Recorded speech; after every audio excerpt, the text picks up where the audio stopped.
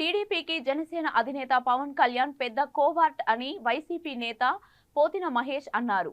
జనసేన పార్టీకి రాజీనామా చేసిన పోతిన మహేష్ వైసీపీలో చేరారు. గుంటూరులో ఆయన మీడియాతో మాట్లాడుతూ ఎన్నికల్లో పవన్ కళ్యాణ్ 10 మంది జనసేన నాయకులకు టికెట్లు ఇచ్చి మిగిలిన టికెట్లన్నీ బయట నుండి వచ్చిన వారికే ఇచ్చారని అన్నారు. పవన్ కళ్యాణ్ అందరి ముందు నటించి మాట్లాడుతున్నారని పోతిన మహేష్ ఆరోపించారు. తనకు జగన్ మీద నమ్మకం ఉందని తెలిపారు. తన భవిష్యత్తుకు గ్యారంటీ వైసీపీలోనే ఉందని ఆ పార్టీలో చేరానని అన్నారు. లేకపోతే సీటు రాలేదనేటువంటి అసంతృప్తితోనో మాట్లాడేటువంటి మాటలు కావు. నేను మాట్లాడే ప్రతి మాట కూడా ఎంతో ఆలోచనతో ముందు చూపుతోనే మాట్లాడుతా ఉన్నా.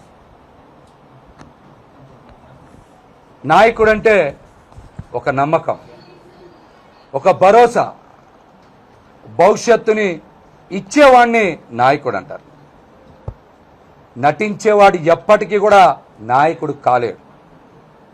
ముఖ్యంగా రాజకీయాల్లో నటించేటువంటి వ్యక్తి ఎప్పటికీ ఎవ్వరికి భరోసా ఇవ్వలేరు. చాలా మందికి నాయకత్వం యొక్క అర్థం తెలియకపోవచ్చు. అది తెలుసుకున్నప్పుడు మాత్రమే రాజకీయ పార్టీలు పెట్టాలి. మేమందరం కూడా పవన్ కళ్యాణ్ గారిని, జనసేన పార్టీని నమ్మి అడుగులు వేశాం. కొత్త తరానికి బాటలు వేస్తారని విశ్వసించాం.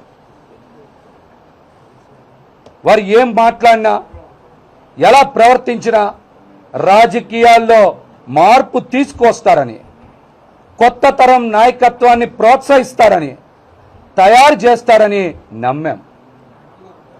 గుడ్డిగా అడుగులు వేశాం.